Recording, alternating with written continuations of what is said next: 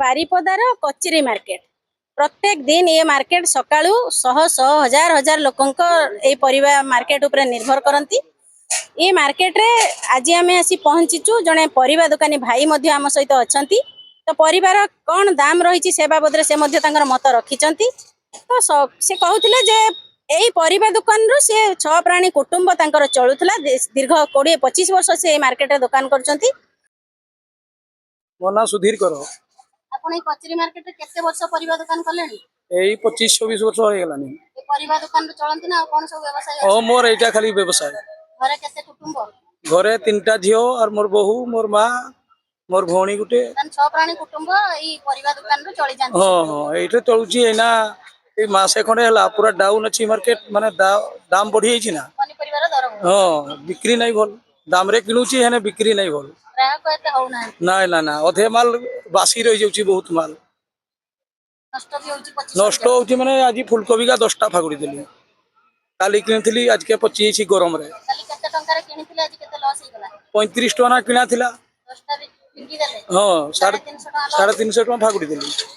आज परिवा दर केमती अछि? आज दर अछि ए बिलाती किलो 60 आउ बैगण 40 जन्ही 40 पुटलो 50 कलरा कलरा बिकुची 220 किना अछि 70 बीम 240 अछि एटा बाहरु आछि ना सब एवडा ओदिनिया परिवा। हां ओदिनिया परिवा का बेंगलोर रु बीम टा आछि नहीं दाम मध्य सेति भाई दाम अधिका गाड़ी भड़ा बहुत ना छै ना गोदाम वाला को हम सुमंत कुमार पंडा। तो आज बैग धरी की कचेरी मार्केट परिवा नवा पई आछंती? आगे आगे प्रत्येक दिन मध्ये आछंती? हम मझे मझे आसे सप्ताह रे तो थरे। ए जो परिवार दर वृद्धि आकु नै की कोन मत रहिबो आपन को?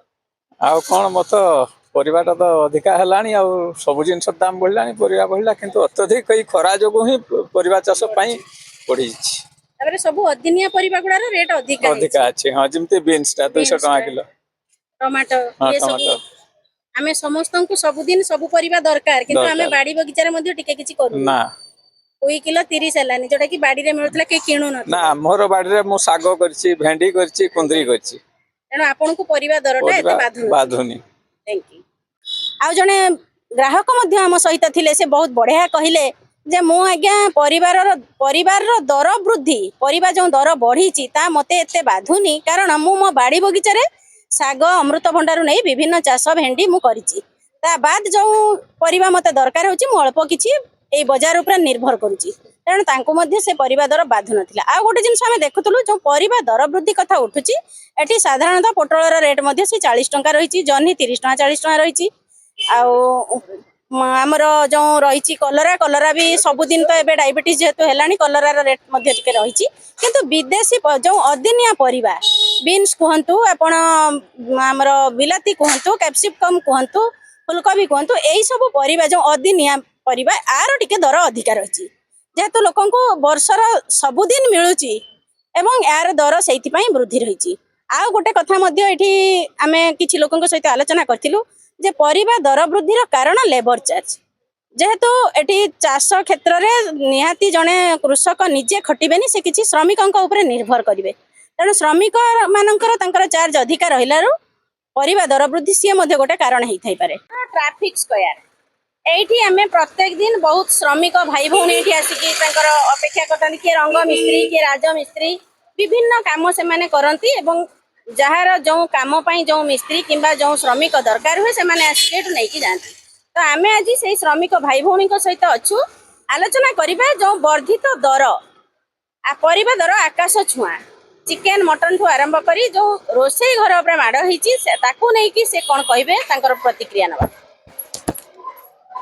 बाइगण तो मोर नाम होची भानु दास घर होची तेंतुलडिंगा रंगियाम साई आपण कोन काम करन? आमे लेबर काम करे मजूरी होची 450 टका से बिटा हमें फैमिली हमें चलै पारनांती आ बाइगण तो 80 टका किलो बिलाती हला 100 टका किलो आमे तो कौनसी प्रकार किछि सुविधा किछि पाई पारनी सरकार तरफ आम सरकार तरफ गवर्नमेंट तरफ हमर किछि सुविधा सस्ता किछि मिलतन बढ़ा दर रहियार समाधान कोन बोली आपण कहिबे?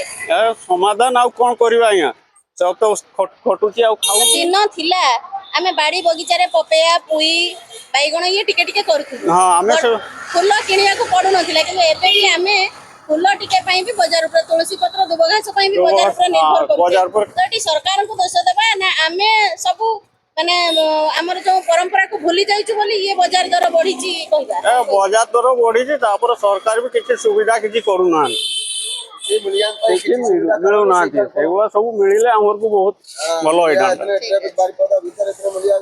ତେଣୁ ଏଠି ସାଧାରଣ ସମସ୍ତଙ୍କ କଥାକୁ ଦୃଷ୍ଟିରେ ରଖି ଆମେ ଗୋଟିଏ ଜିନିଷ ମେସେଜ ଦେବାକୁ ଚାହିଁବୁ ପୂର୍ବୀ ଭାରତ ମାଧ୍ୟମରେ ଯେ ଆପଣମାନେ ନିଶ୍ଚିତ ଘରର ବାଡ଼ି ବଗିଚାରେ କିଛି ପନିପରିବା ଯୋଉଟା ହେଇପାରିବ ଯଦି ଆପଣଙ୍କ ପାଖରେ ସ୍ପେସ୍ ଅଛି ଘରର ଛାତ ଅଛି କିଚେନ୍ ଗାର୍ଡେନ୍ ଅଛି ଆପଣମାନେ ନିଶ୍ଚିତ ଚେଷ୍ଟା କରନ୍ତୁ କିଛି କିଛି ପନିପରିବା ଯେମିତି ସେଇଠୁ ବାହାରିବ ଯାହାଦ୍ୱାରା କି ମହଙ୍ଗା ମାଡ଼ ଆମକୁ ଏତେ ବାଧିବନି।